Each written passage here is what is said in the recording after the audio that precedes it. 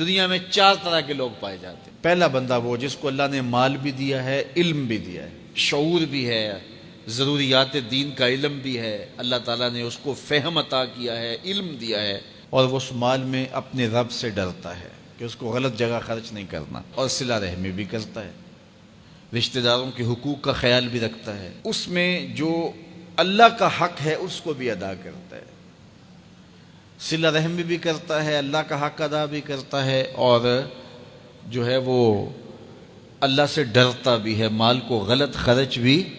نہیں کرتا۔ میرے حضور فرماتے ہیں کائنات میں سب سے افضل شخص دیکھنا ہے تو یہ شخص ہے، کائنات میں سب سے افضل شخص یہ ہے کہ جس کو مال بھی دیا گیا اور جس کو علم بھی دیا گیا، اور وہ گڑبڑ نہیں کرتا، وہ اللہ سے ڈرتا ہے، صلہ رحمی کرتا ہے،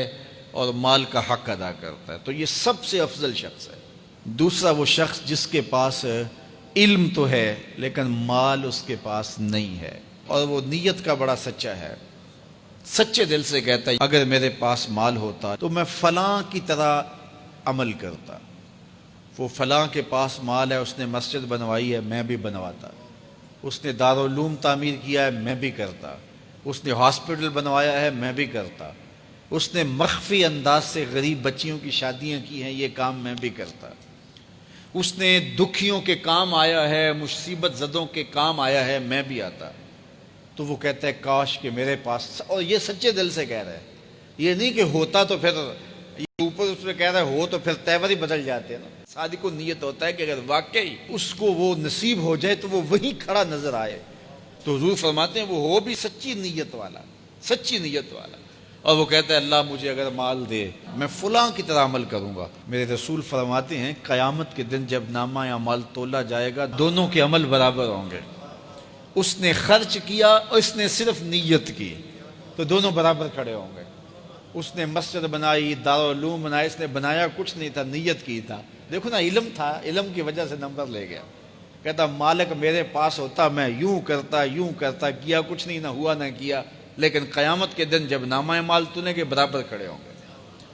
اچھا، تیسرا شخص جس کو اللہ نے مال دیا ہے لیکن علم نہیں دیا، مال کی فراوانی ہے لیکن علم نہیں ہے، شعور نہیں ہے، جہالت کی وجہ سے وہ مال میں گڑبڑ کرتا ہے، اور اپنے رب سے بھی نہیں ڈرتا، ولا یصل رحمہ، اور صلہ رحمی بھی نہیں کرتا، اور اس کے اندر اللہ کا جو حق تھا وہ بھی ادا نہیں کرتا۔ میرے رسول فرماتے ہیں کائنات میں سب سے زیادہ خبیث بندہ دیکھنا ہے تو یہ کھڑا ہے، سب سے زیادہ منزل کے اعتبار سے خبیث ترین شخص یہ کھڑا ہے۔ چوتھا شخص کون سا ہے؟ جس کے پاس علم بھی نہیں ہے، جس کے پاس مال بھی نہیں ہے، اور وہ کہتا ہے کہ اگر میرے پاس مال ہوتا تو میں بھی فلاں کی طرح عیش کرتا، میں بھی یوں موج میلہ کرتا، مستیاں کرتا، شرابوں کے جام لنڈاتا، یوں ناچ گانا کی محفلیں، رقص و سرود کی مجالس منعقد کرتا، میں بھی پھر من کی خوشیاں پوری کرتا۔ تو وہ جہالت کی وجہ سے وہ کہتا ہے کہ اگر میرے پاس مال ہوتا تو میں بھی اس کی طرح عیش و عشرت کرتا۔ اللہ اکبر! میرے رسول فرماتے ہیں کل قیامت کے دن جب نامہ اعمال تولے جائیں گے تو دونوں ایک ہی جگہ پہ کھڑے ہوں گے، اس نے کیا بھی کچھ نہیں لیکن اس کے ساتھ کھڑا ہوگا۔ اب ان 4 لوگوں میں سے کسی ایک جگہ تو کھڑا ہونا ہے ہم نے، جس کو اللہ نے مال بھی دیا ہے، علم بھی دیا ہے،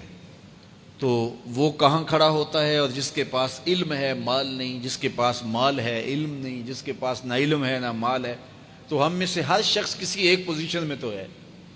اب ہم اپنے آپ کو کھڑا کریں اور ساری زندگی پھر وہاں کھڑا رکھیں، خیر کی راہ پہ کھڑا کریں کہ مالک شعور بھی دے، اپنی راستے کے اندر خرچ کرنے کی توفیق بھی دے، مال بھی